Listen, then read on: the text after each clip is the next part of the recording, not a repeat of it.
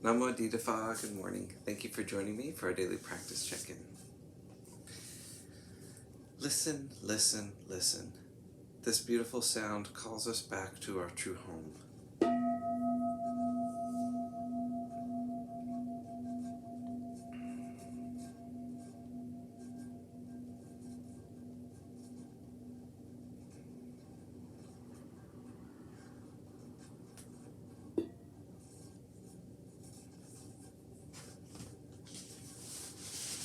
The first mindfulness training. Aware of the suffering caused by the destruction of life, I vow to cultivate compassion and learn ways to protect the lives of people, animals, plants, and minerals. I'm determined not to kill, not to let others kill, and not to condone any act of killing in the world, in my thinking, or in my way of life.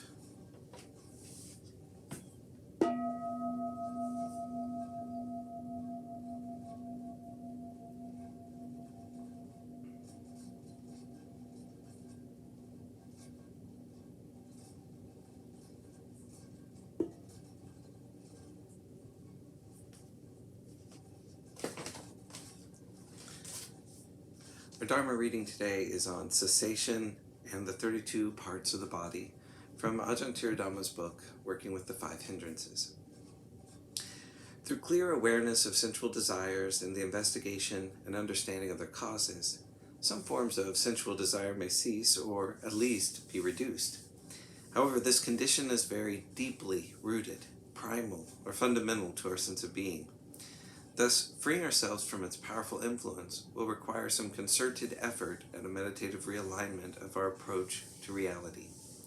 The main cause of the arising of desire for sensual pleasures is inappropriate attention to the attractive appearance of things. The way to be free from this tendency is to change our perspective. That is, to give appropriate attention to the unattractive aspects of reality. Firstly, we need to know what particular aspect of the sensual realm is attractive and stirring up desire. Then we need to find a skillful way to bring attention to its unattractive, unappealing side in order to get a reality check. Take the example of being attracted to an item of clothing. It looks nice right now, but how will it look after being worn a few times? How often will you use it? How long will it be in fashion? Most things are actually not as attractive as they first appear, something which some wise reflection can hopefully reveal. For many people, the hardest and most enduring desire is sexual desire. So to deal with this phenomenon, some effort to contemplate its unattractive side needs to be made. In the Theravada tradition, this is facilitated by developing meditations on asubha, or the unattractive aspects of the body. The first series of exercises for the development of mindfulness concerns body awareness, and one of them is awareness of 32 parts of the body, from the hair of the head to internal organs to bodily fluids such as blood and tears. Not only does this allow us to see our own body more clearly, directly, and truthfully, but it also specifically is useful when sexual desire arises, usually because of attraction to particular parts of someone's body, often fantasized or idealized to some degree. I'm sure you wouldn't fall in love with somebody's liver, for example, or at least it would probably be a bit harder. She has a beautiful facial appearance, but I don't know how beautiful her liver is. Because of this tendency to look only at the beautiful, we normally miss the other aspects of the body.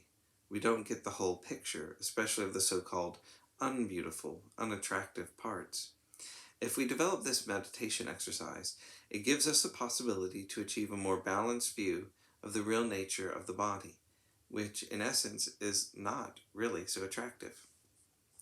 The first 5 parts of the body in this list are given as a meditation theme in the ordination ceremony for all candidates to the celibate monastic life, who are advised by the teacher to review these themes regularly as an aid to dealing with sexual desire.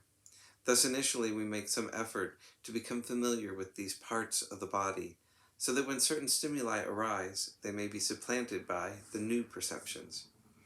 A story is related in the Path of Purification of a monk walking for alms while developing the meditation on the perception of bones.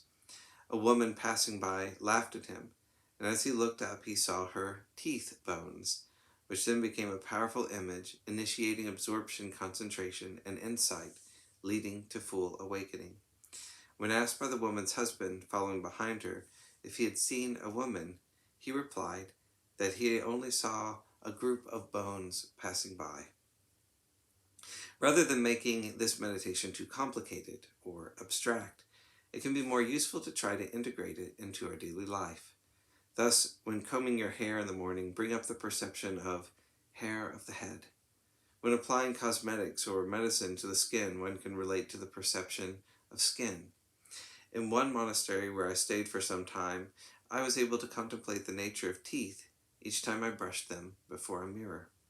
On a few occasions, this gave rise to a clear insight of non-personal teeth with no owner. One side effect of developing this meditation is awareness of the composite nature of body. We normally relate to the body as one harmonious, interconnected organism. However, in essence, it is really an amazing combination of innumerable interdependent parts, each a uniquely complex and intimately constructed entity. It's actually quite miraculous that they can keep working and cooperating to make a human body survive. When broken down into its individual parts, where in essence is body?